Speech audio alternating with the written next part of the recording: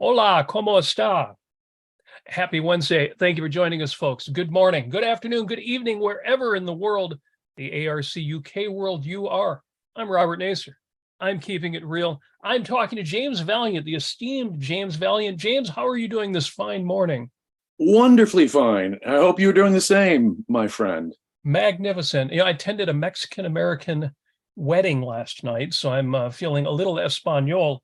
You'll pardon me if that carries over.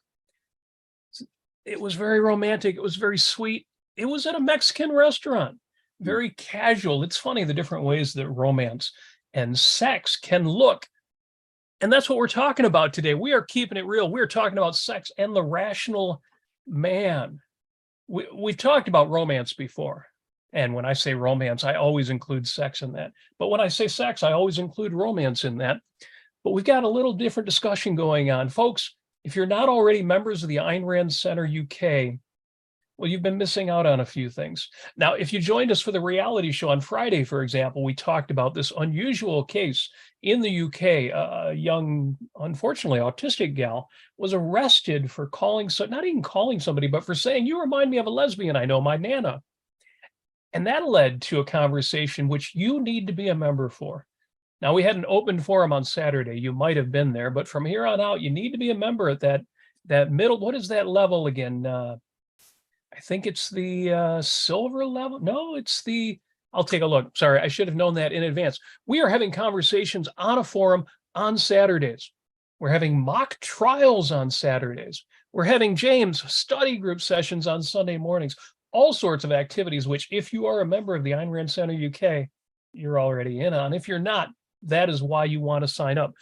You can see right at the top of the chat, a link to the membership page. You know what to do. Make that happen for us.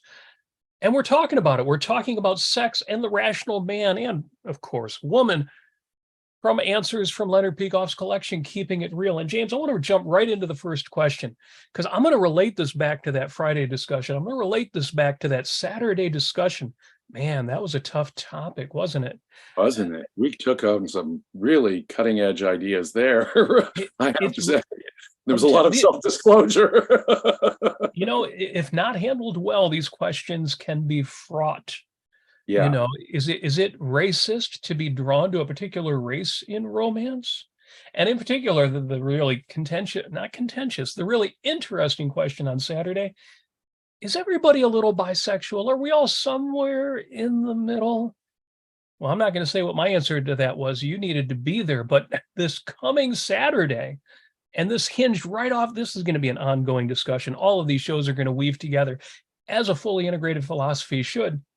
Would you date a transsexual person? But that's not what we're talking about today. Question number one. Leonard Peikoff was asked this question in February of 2008, and not a damn thing has changed since then.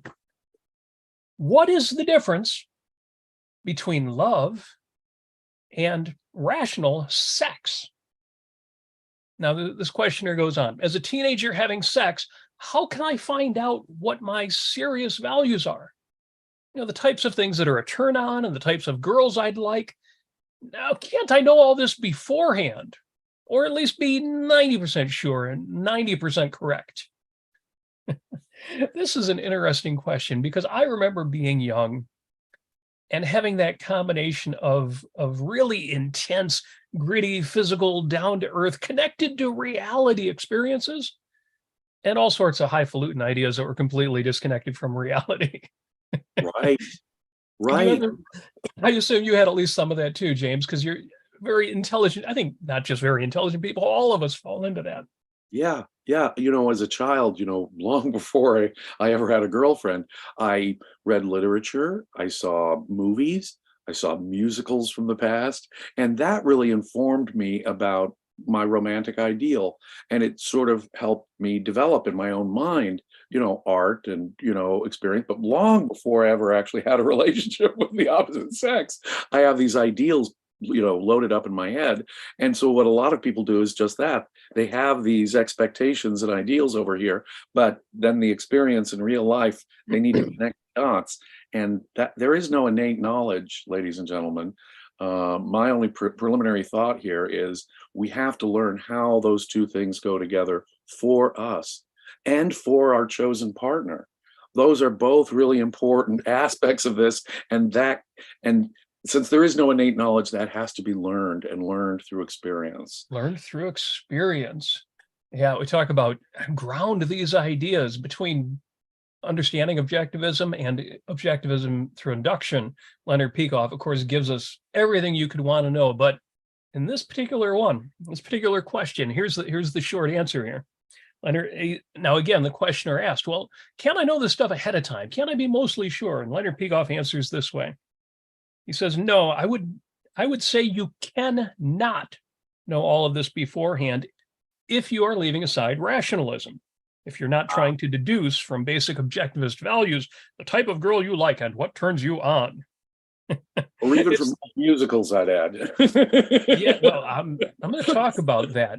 I happened to quip a bit of a song, Pick Yourself Up, from the film Swing Time. You did. And one of my favorite Gershwin tunes. People, unfortunately, in Berlin tune. Irving Berlin. 2023, people are learning about sex and sexuality and romance from movies the way we did. Now, unfortunately, because of the internet, they're also learning from adult movies. And I don't think you learn much about, other than biology, about what romance or even sexuality looks like in real life from there. Oh, and even real sex. Yeah. But no, you're right. When we were young men, the availability of explicit porn was much, well, let me put it this way, it was far less accessible than it is to just about anybody today on the internet. Young people today have a much easier and much more likely to be exposed to hardcore porn at a much earlier age. And even that is, of course, distinctly unrealistic about sex. Although it may anatomically tell you what goes where and show you, in fact, the point is that it's not even realistic about sex, in my experience. What little, I'm not a big porn fan. I have to say, I've only seen a little of it, and it doesn't really do much for me. I guess I'm a weird guy that way. But from what I've seen, it wasn't even a good how-to guide.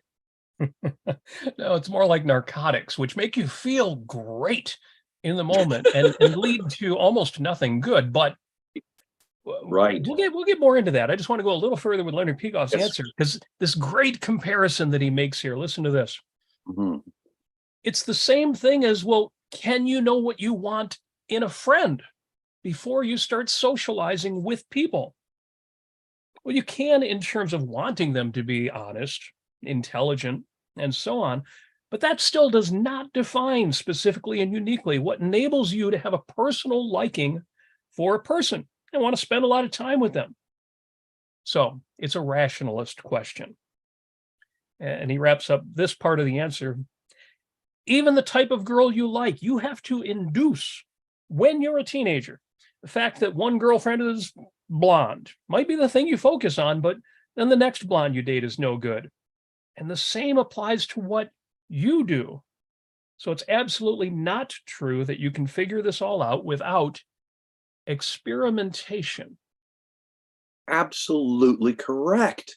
The application of any value, of any ideal, and hopefully we're going for the ideal here.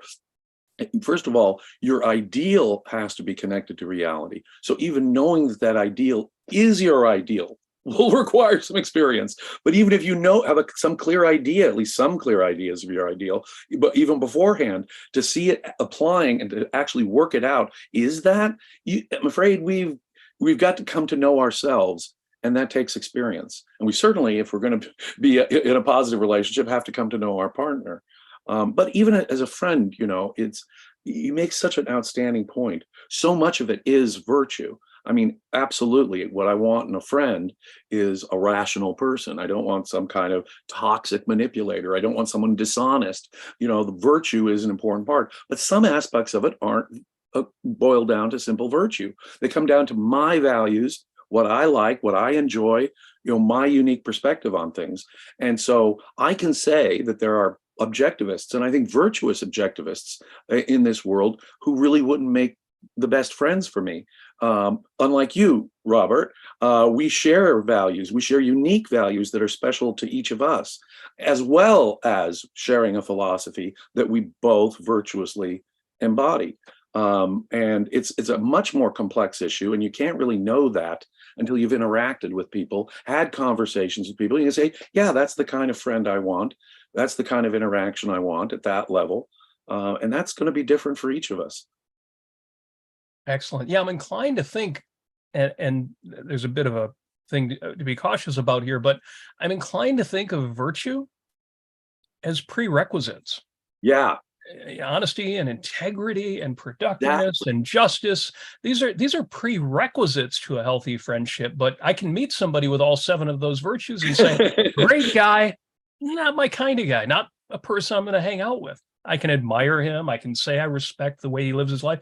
I can even meet people I don't like with those virtues. They're just prerequisites. Now, in a But I healthier just like culture, hearing you telling jokes and playing guitar and, putting your own life experiences in your own way. That makes you a unique.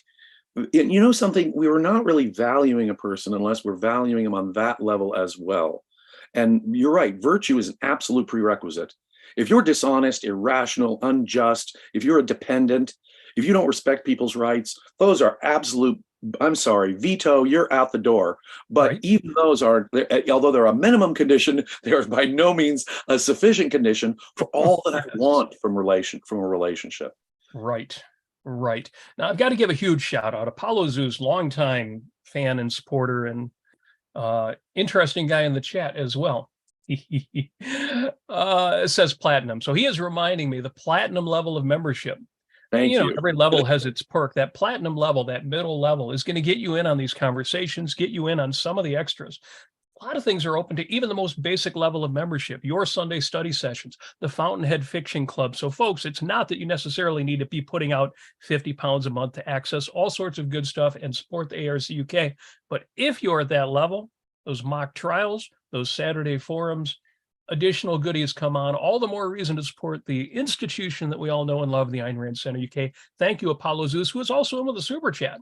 Or excuse me, with a super chat, which is just a heart, £2, very much appreciated. Catherine is in with a super sticker as well. Thank you very much for your support. You are awesome. And one more, Owen Christensen. And Owen Christensen has a comment and says, I know my values before knowing my values. Well, he's saying that sarcastically. He's got the little clown smiley face there. But he Yeah, makes I read a book, and so I know exactly what I want out of life.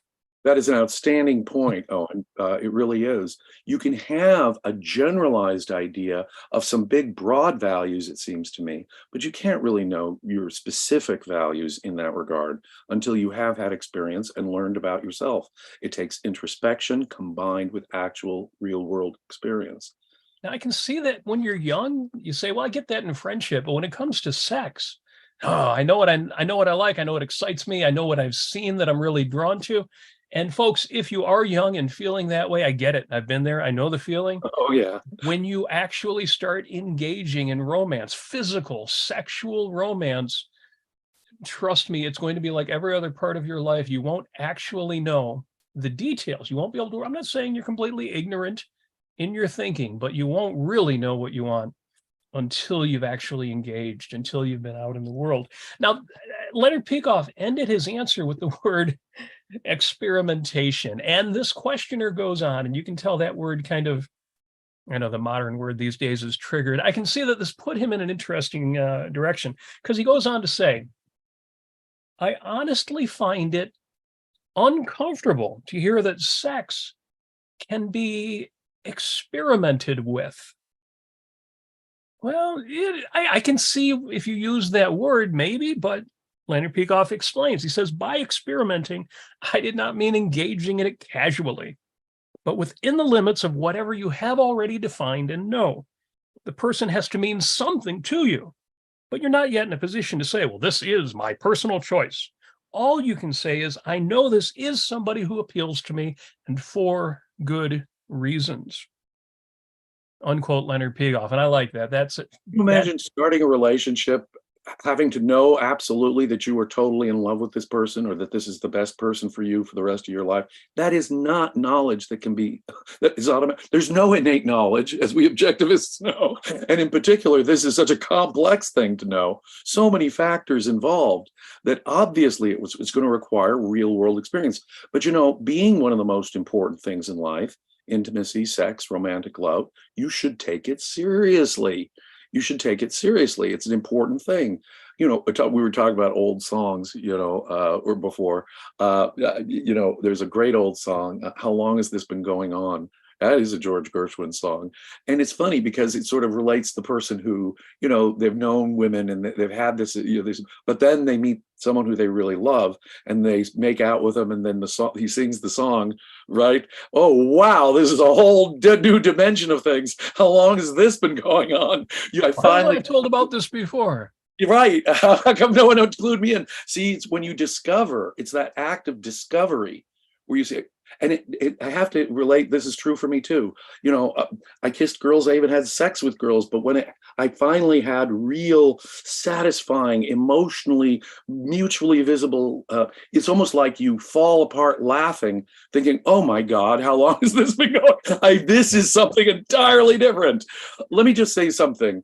Like all values in life, they don't come easy. You have to think about it. And the more important the value, the more effort you want to put into it, and the more you want to think about it. Sex is particularly something that requires not just sex, but the love component with sex requires a kind of experiential development. The best kind of sex, and this is something else you can only learn from experience, the best sex happens when you're years into a relationship. It takes time to actually really to get so comfortable, so uninhibited, to know your partner so well, and for them to know you so well. They know what you like, you know what they like, you know how to make that magic combination work, and it gets better and better and better. And I couldn't even realize before I had a long-term relationship how much better the sex is when you come to know someone, and how much better the love component can be integrated with that as years go on. So folks, if you want the best sex, the best intimate love, believe me, it's going to take an investment. It doesn't come automatically. If it was easy, everybody'd be doing it. Yeah. Now, this is a three-part question. We have one more part here. I do want to give a shout out to Apollo Zeus, who says more love and gives us another super chat. Thank you for that.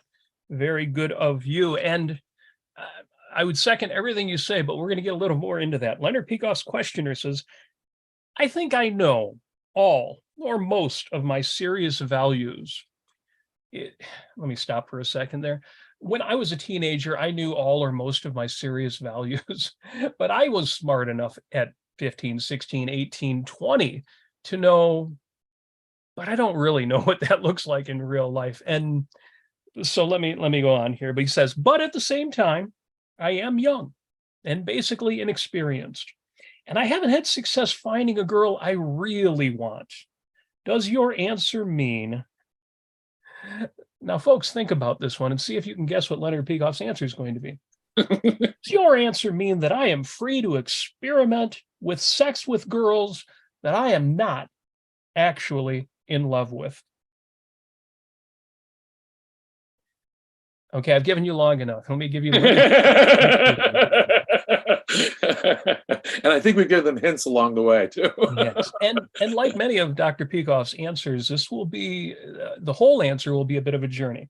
It's not a long answer, but let me give you this 3-paragraph answer here. Leonard Peikoff, am I free to experiment with sex with girls I'm not actually in love with?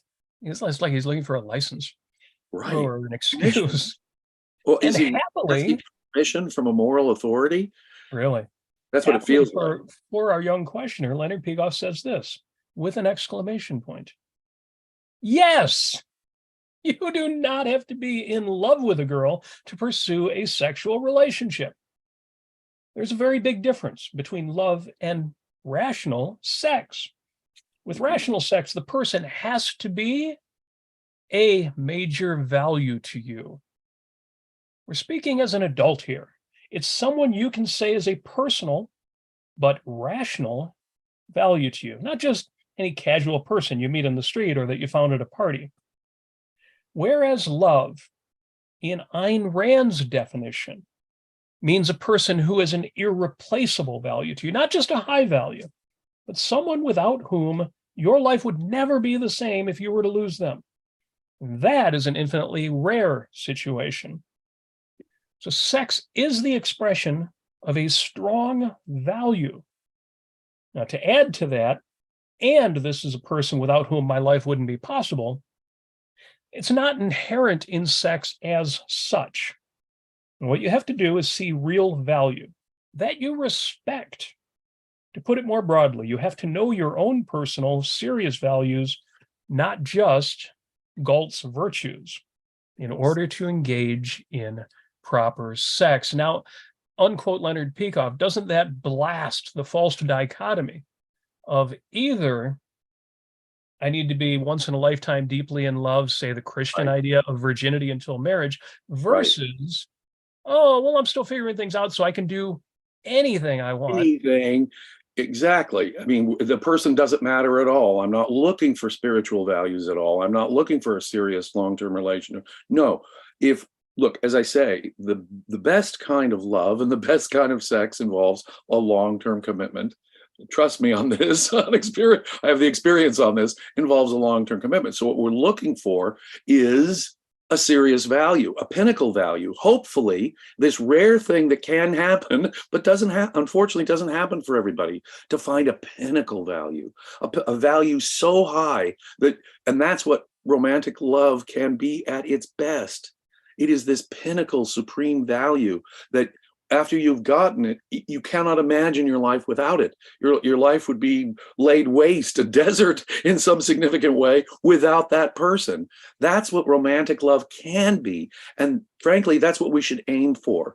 And if you're aiming for that, then of course it's going to take a process of learning and growing and coming to know someone. And you may not even reach that. But you have to go through a process of learning and a process of becoming more intimate with each other to ever achieve that goal, which really I think should be the goal if you're looking for a successful intimate relationship, finding this pinnacle lifetime value. That really should be our aim here, because that really, again, speaking from, all I can do is speak from personal experience. That really, to me, just blows away. Once you found that blows away any other kind of sex or intimacy. I mean, for me to think in my mind, for example, someone would say, would you cheat on my wife? There is no value on this earth that could come up to her bootstraps at this point. Yes. I'd be acting suicidally, foolishly, to even risk that, if that makes sense. Yeah, and that's what Ben Shapiro thinks selfishness would mean. Hot girl at the bar, if I can get away with it. And I want to say something real quick, and it's inherent in Dr. Peikoff's answer and in everything that you've been saying, James Valliant. But this is not a prescriptive discussion. In fact, every discussion we have about romance and sexuality, about love and sex, is not to tell you, well, you shouldn't sleep around, and that would be wrong, and you should feel guilty, or you shouldn't wait until marriage because that would be a repressed and intrinsicist, and therefore you're wrong if you do it. No, the whole reason for this discussion, and I hope you get this out of every discussion that you have on these kind of subjects, is just for your own sake. This is entirely, you want not that one wrong extreme, that one other wrong extreme. You want the integration of values and sexuality for your own sake. We're not laying down rules to get you to feel guilty about stuff and get you to do the right thing. No, and everyone's context is different. Everyone is emerging from a different context. If you emerge from a deeply religious background, in Christianity or Islam, where there's all kinds of guilt associated with sex itself, you're coming from a certain context, and you're going to have to overcome. And let me suggest, if that is your intrinsicist context, it's probably antibody, and you're probably going to have to do some overcoming of that if you really want to have a fulfilling sex life, an uninhibited, mutually selfish sexual relationship. Or on the other hand, if you're coming from this, there are no moral values, it's all subjective, I can go by emotion. Again, you're not thinking about this important value and what it can really be for you. It's a package deal false alternative. It really is. So long as you're seeking serious values and taking it seriously, it's okay to experiment. There really is. But trust me, the long-term goal of finding someone who you can really spend the rest of your life with and take the risk of loving them so much that, your life really wouldn't be ever be the same without them. Yeah, that is a risky thing. Sex is risky. Love is risky. And so I would urge people to think about it, use their reason, use their moral principles. You keep your eyes open for red flags and so forth. It's not something that can be achieved automatically. You can't just, flip a coin or throw darts and find a romantic partner that's going to work for you. It doesn't work that way. Yes. Yeah, yes, absolutely. And let me jump to question number 4. And what you're going to see is that we're going from a young person and broad ideas about how we should approach sex and romance to something a little more specific. And these days, 2023, with advocates of quote unquote the game and all of the other rules of modern romance and online dating, and of course, a hornet's nest of pornography, which can play a role for some people. And the point is, it's complicated. So I want to get to one of those little things you would pull out of a book like The Rules or any of these other manosphere, Bronze Age pervert, Andrew Tate nonsense of people who try to give us advice on how to have conquests with women. And women who are listening can see the flip side of this as well. Let's get a quick question here that'll get us into that. Question number 4, to what degree should a man let the woman he is romantically interested in know of his interest? To what degree should a man let the woman he's romantically interested in know of his interest? I don't know, James, what do you think? It'd be a 3 or a 7, or all the way to 10, or? Well, I heard a public opinion poll that they've taken recently, and I heard about it just yesterday. Apparently, men are in a relationship are quicker to say, I love you. They'll do it within the first 3 months, whereas women tend to take 4 to 6 months. And it was a weird thing. I don't know how accurate these polls are, because of course it's the stereotype was the opposite, right? Is it exactly? I was stunned by the fact that the stereotype seems to be reversed, at least when you ask people to self-report in a public opinion poll about how quickly it takes the guy versus the woman to say "I love you" in a relationship. Interesting. I mean, they say it happens sometimes between 2 and 6 months if it's a successful relationship, but guys are on the earlier side of that than girls. So go figure. Well, being a traditionalist, at least in some aspects, and I think everybody should in regard to sexuality, being the man, I think I should have been the first one to say that. And in my case, I was. Yes, but we also have the idea that, well, the woman is pining away, waiting for you to finally say that. So I'd be interested to read that poll and see what they said. Leonard Peikoff starts out his answer, and this is going to be another multi-part one. Leonard Peikoff starts off his answer this way. He says, well, the questioner doesn't mean that you disclose your interest before some time has gone by. He appreciates that context is necessary. She's single, of age, and so forth, and she has indicated enough interest that it doesn't come out of the blue. Now, within that context, the questioner goes on, I hold that if a rational woman sees potential for romance with a particular man, well, she will not be turned off by his intense interest in her. On the contrary, she will cherish his ability to value her passionately, and I think the same applies for a man. And Dr. Peikoff answered, well, I definitely agree with that, but it's all a question of detail here, of timing, form, and style, of how and when he communicates his passion. If he bursts in at work when she's in a meeting, well, that certainly would cut down her interest. Sorry. If he calls her every hour, on the hour, if he makes long speeches. He's a creepy stalker at this point.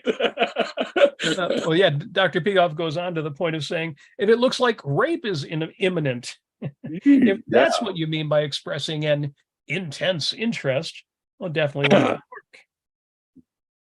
And then the questioner goes on, and this is more of the stereotype here. Many men today, God, you see this in the manosphere, well, I won't go too much into that, but many men today have a nonchalant manner toward the women they are interested in. Yeah. Is this irrational? Now, my first temptation is to think of those extremes and say, well, hell yes. But Leonard Peikoff answers this way. He says it altogether depends. how interested they are. It might be irrational. They may feel, for instance, that, well, masculinity is incompatible with the expression of emotion. They may fear rejection, so they want the woman to indicate that it's safe first. Or they may be shy. They may have no idea how to do it. Or maybe the woman never stops talking and they can't get a word in. So I wouldn't make a flat statement like that, I unquote. think Leonard that Peikoff. is, yeah, that's got to be the safer answer. You be sensitive to the context. Yeah. I mean, for gosh sakes. And besides, the amount of, 3 months in one early, you try and when you start a romantic relationship, you're trying to find every spare moment you can spend with the other person. We've got other things we're doing in life. And so we're going to work and doing other things. And when you're in a new romance, you're trying to find every weekend, every spare moment where you guys can get together and talk. So yeah, that's good. But the context will be different for each of us. The context in which that emerges will be different for each of us. I don't think you can lay down an iron rule about such things at all. Right, right. And it is, I was going to say it's context laden, but context almost sounds like too technical a word for it. The point is, it's not that it's complicated, but it's real life. It's real you. It's real people. And in that regard, I've got to give a huge shout out for a generous super chat contribution from adherent of Lady of Columbia, who leaves a very long comment here. And I totally get this. He says, as a younger man, see, I can say he says now because we now have his gender. I hate to assume anybody's gender. In 2023, the UK, they will put you in jail for that kind of stuff. As a younger man, many men in my generation are in despair because 1/3 of them have never been with a woman and have developed a negative view of modern women. I find dating itself a nightmare. Well, I get it. I totally, for many reasons, but there's a new contemporary issue out there where more and more young men are simply checking out on the issue of romance, and that I think is very, very sad. Women these days are, not like they were in the past, and that, well, some of them aren't. yeah, and if you look at some of this stuff on the manosphere, they'll blame feminism, the independence of women, the development of reliable birth control as having somehow ruined the traditional relationship between men and women, which they regard as a precondition for any kind of relationship, romantic relation. Wow, that's sad. That's tragic. And it starts with a philosophical idea, sort of a set of assumptions about male and female roles that I think are, savagely primordial and primitive.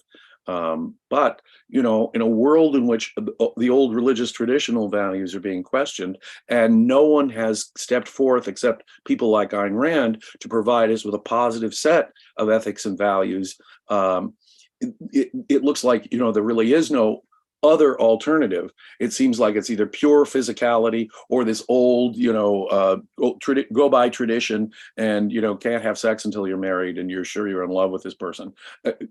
Christianity didn't care about love, by the way. That's a totally modern, post-industrial kind of concern. But yeah, I am disturbed by the number of young men that I'm seeing who are basically checking out of the whole idea, the whole concept of finding a relationship. They either want sexual conquests or they're becoming hermit celibates.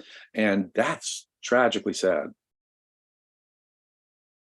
Yeah, of course, it's just today's version of what was. Every time there's something new, I think, wait a minute, we had that when we were kids. Back then, we called it the Madonna horror complex. You wanted to sleep with the women who slept around, but you wanted to marry the nice girl. And as challenging as it sounds like it is for men to figure that out, imagine how the girls felt about all that and dealing with that, or just listen to the speech in the late recent Barbie movie to get an idea how challenging that can be. I don't think things have changed as much as people would like to think. It's never been simple. It's never been easy. You've always been better off if you have a rational philosophy on your side, but that doesn't make everything easy. It just means that same selectivity we needed when we were young. Find those people who are actually kindred spirits of yours, who hold the same values, who practice the same virtues. Still true. Still true. And all the dating apps in the world don't change that. And even in an objectivist world of the future, let's say, it'll still be a complex matter to Yes. find your best romantic partner in life. It doesn't come automatically. Ah, yes. Ah, but that makes it so much sweeter when you finally find what you were looking for. And when you finally find what you were looking for, well, another development today. Well, we had transsexuals when I was young, and we had non-monogamy when I was young. We called it swinging. And you had both swinging singles and you had open marriages. But everybody thinks it's new now, and we've never faced any of this stuff before. And so Leonard Peikoff was asked, well, when is sexual exclusivity in a romantic relationship a rational choice? Sexual exclusivity in a romantic relationship. It's kind of a great question. It's an eternal question. At what point when you're dating do you become exclusive? For example, that's an old question we've been dealing with ever since we've been dating. When do you actually say I love you, and when does that imply let's not see anybody else until we see where this goes? And it's hard, again, everyone's got different contexts and different circumstances can come up in life. And I think it is hard to impose a rule about when you will say in a dating relationship, let's make sure we both agree that this is exclusive now. I don't think you can impose an iron rule on that. On the other hand, if I'm not looking for a long-term serious relationship and she's not looking for a long-term serious relationship, then I know we shouldn't even be going down that path. On the other hand, at least seeking that in some way. On the other hand, when that kicks in, when the exclusivity kicks in, but surely the goal is to find our top value, our supreme pinnacle value, and devote ourselves to that. As I say, the very act of devotion to it will increase the quality of it. And so when someone says to me, shouldn't exclusivity not be the goal? Shouldn't we be out there finding all these wonderful sexual values out there? Yes. That's not the way romance works. It's like, something, there's an analogy that I'll make to economics and a job. You get really good at something in a division of labor economy because you specialize. And you get really good at, say, being a doctor or a plumber or whatever it is you're doing because of specialization. And so I can hire a specialist to do my plumbing or to do my medical doctoring, and they're good at it because they're zeroed in on that. Love and romance are the same way. If you don't zero in on your value and specialize on that relationship, you're not going to get the most from that relationship. Trust me on this. Now, is it theoretically possible? And people know I'm the author of The Passion of Ayn Rand's Critics.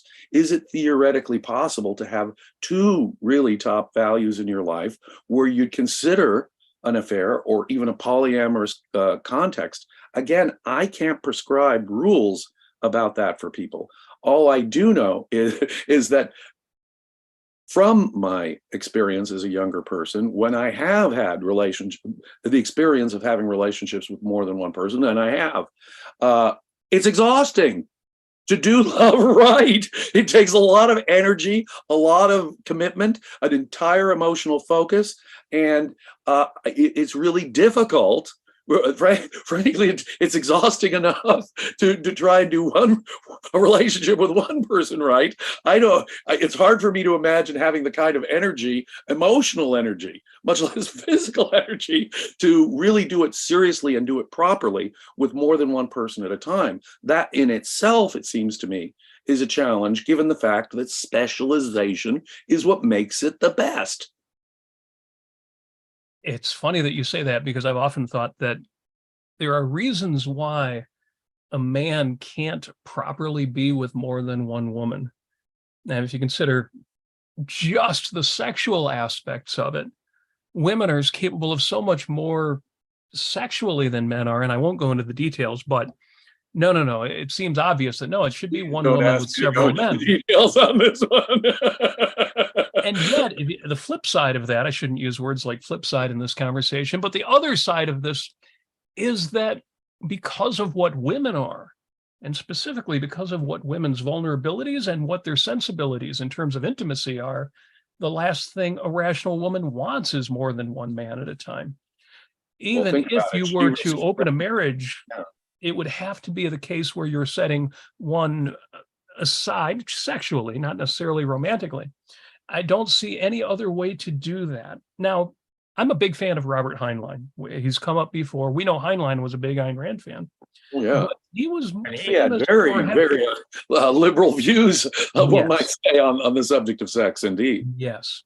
And one of my favorite Robert Heinlein quotes, he said, the more you love, the more you can love, and the more intensely you love. Nor is there any limit on how many you can love. If one had time enough, he could love all of that majority who are decent and just. That's where the title of his book, Time Enough for Love, comes from.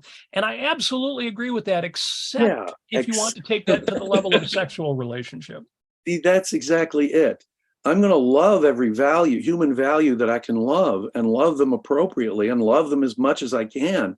But the point is that romantic love, your primary relationship, and let's face it, I don't mean to be mean to anybody, but my human relationships exist on a kind of hierarchical, basis. I said earlier in the program, Robert, that I love you. You're a friend of mine, but I hate to break it to you, you're not my romantic ideal, and I doubt that I am your romantic ideal. And so I have to, when it comes to, say, a physically intimate relationship or that total emotional commitment relationship, I have to say, sorry, Robert, you and I just we'd be great friends. Let's have conversations with each other. Let's go get a beer together. But I wouldn't say, hey, let's jump into bed together or have a long-term live together relationship. No. My relationships have to be understood for their unique excellence, and they have to be put into the proper hierarchy. I do have strong preferences when it comes to people, as I started out, even with friends. I have strong preferences and a hierarchy. And what I'm looking for in romance is a pinnacle. And by pinnacle, I mean the single top value. That's what we should be seeking, because that's what we're going to get the most out of from. We're going to get the most out of the sex. We're going to get the most out of the love. We're going to get most out of the visibility when we are specialized, to use that analogy again, when we're focused in that way. That's the way to get the most out of it, ladies and gentlemen, at least in my experience. What you mentioned brings me back to a conversation we've had before. It's a classic young objectivist question or idea that, well, I'm with the girl I'm with. It usually seems to be the guys who say this, although I've seen it both ways. And obviously we can have guys with guys and girls with girls. I don't mean to suggest that doesn't apply either. I'm with this person, but I'm rational. And that means that if somebody a little better than her comes along, I'm going to leave her and go to that next a little bit better person, because I'm rational and I believe I should pursue my highest values. You've got a look on your face. You remember the conversations we've had about this before. Yes. And I know you've run into this, because all of us have, if we've been around long enough. Yeah, well, I mean, if anyone if the man or the woman, or I don't care what kind of a relationship it is, if you walk into a relationship with that idea that you're still looking over your shoulder for something better, no. When you look, there's a strange kind of glow, an integrated glow that comes over you when you realize you found someone who's right for you. And there's no need now to go looking for something else. Now, I'm not going to say that things can't appear to you. I mean, we still live our lives. We're still sexual beings. We're still out there meeting new people and interacting with the world. So I'm not going to say that can't happen or doesn't happen. It will happen commonly enough, frankly, but the way he puts it, it sounds like he's still looking. After he's found a fully satisfactory value, he's still kind of looking over his shoulder for something better, that might come along. No, you haven't reached the state of satisfaction when you're still doing that, my friend. You haven't reached the state of satisfaction when you're still doing that. Yeah. And I've gone kind of to extremes with this when I've said, if anybody comes along who can steal my wife, Amy, from me, let him try. And if she'd be happier with him, and this is a theme that comes up in Ayn Rand's writing. Consider the story of the husband I bought.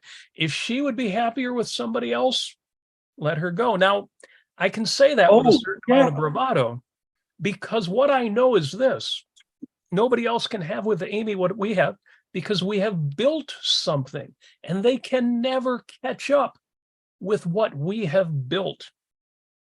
So Apollo Zeus Or mentions the in the chat, longer life. jealousy is real, and jealousy is real, but it's not always irrational. Another area in which I disagree with Robert Heinlein. But not always. Well, love, he says famously that love is the opposite of jealousy. You do want the best. If you love someone, you want the best for them. You've integrated their values into your values.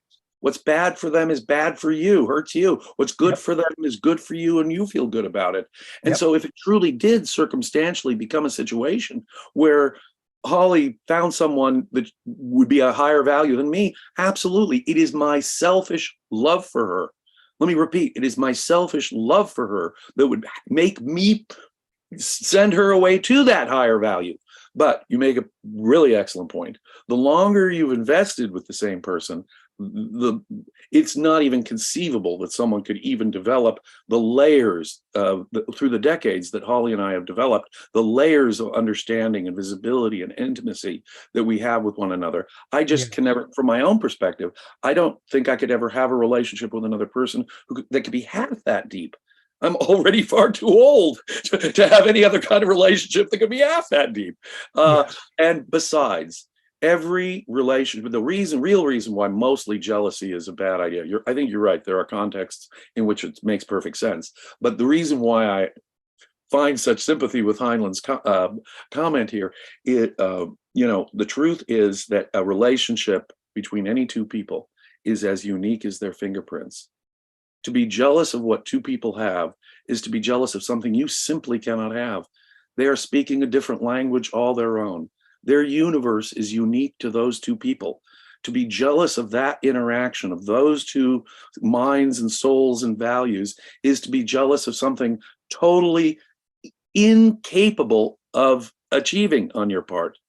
And similarly, if my wife ever did find John Galt and leave me for John Galt for some reason, what she would have with John Galt would not be what she had with me. No. And that is why I will make the claim to my end days that there are rational. It's usually so irrational that when people hear me say this, they're like, "You've got to be wrong." There are rational roots to the emotion of jealousy, and one of them is if my wife is drawn to somebody else. One of the things I can see is that I can see why she's drawn. I can see the excitement. I can see the thrill. I can even see real deep values. And yet, no, this is the wrong thing to be happening. And she will not be as happy if she leaves. She will not be as happy with that person. It's not going to turn me into a psychopath who's going to do everything I can to keep her here. But I'll do everything rational that I can. No, there are rational roots to jealousy. I've got to disagree with Heinlein, but on the level on which he addresses that, I totally get it. And you've explained it very well. It is absolutely perfectly rational. In the context you mentioned, and I don't think that's the only context. No, there's much more to it. I think that if you see, in general, if you see actual values being threatened, it's perfectly appropriate for you to have wait a minute, I don't want that value. I need to shore up and protect that value, come in and make sure. For example, if I did think that Holly was talking to some guy and I was feeling a little jealousy inside, well, that's my motivation to connect better with Holly or reconnect with Holly, take her out on a date and show her the point is that a little jealousy can actually be a good constant motivator to keep your relationship in fine working order. It can be a great nudge. It can be a symptom. Yeah, exactly. Yes, absolutely. So Leonard Peikoff answers this last question here. When is sexual exclusivity in a romantic relationship a rational choice? He says, my answer would be always. If it's a romantic relationship, then it involves what you regard as your highest values, your emotions, admiration, love, intimacy. Now, if it's other than that, it would be less than that. And why would you find that the less enjoyable? Why would somebody want something besides the exclusive? Can you enjoy less than the top you know? Only if your focus is not on values, but on something else, such as the boost to your self-esteem or the number of scalps you collect. See, if you really have this higher value, why would you ever be satisfied with a lesser value. It makes no sense. And if you're not aiming at least for an exclusive relationship with the best, then what you're doing is there is some other kind of psychological motive, isn't there? What is it? You want conquests? You just want to have notches on your bedpost, or what? Because now I have to say, why are you risking or even distracting yourself from what you know to be a higher value with these lesser value or values? It just doesn't really make sense if you think about it. Yes. Now, I have had people make the comparison to other values. That there are other areas in our life where we hold more than one value in a given category, and we can enjoy them both. We can enjoy a good Well, sandwich, but we can enjoy a fancy restaurant. I think romance is more like career and central purpose. When we're talking about the really top values of our life, like I say, specialization. And the more important the value, the more important the value of specialization. So again, just like with career in a divisional labor economy, you really want to specialize to be the very best at what you're doing, or get the most, have the most rewards out of what you're doing. Similarly in romance, that same kind of specialized focus, I think, is kind of required. If there isn't a specialized focus, I wouldn't even call it romantic love. Well, I could not have given a better answer to that. Yeah, absolutely. If I was working a job, and again, a job that is a career, that actually is my vocation. If I am, for example, an IT professional, and I take a night job, I'm working 8 hours a night, a midnight shift at wherever, a factory, to make some extra money. Right. My boss is going to see, well, he's not as good at this as he was before. He's not as devoted to this as he was before. And depending on what job I was doing, he might say, no, I need somebody who is all in. All in, committed, and specializing and focused. I need a special focus. Yeah, why would he settle for me? As the employer, why should he? So why should you put that up with yourself? Why should you expect anything? See, in romance, we're sort of our own supervisors, aren't we? We have to hold ourselves to the highest standards if we want the most from it.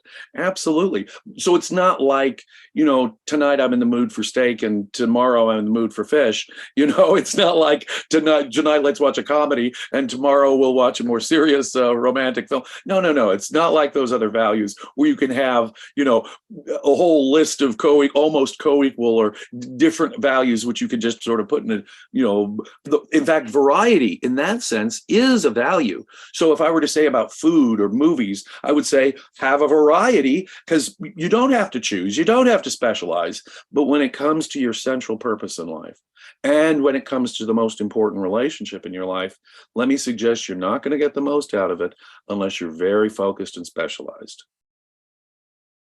Very good. Yeah, I think that's the right comparison.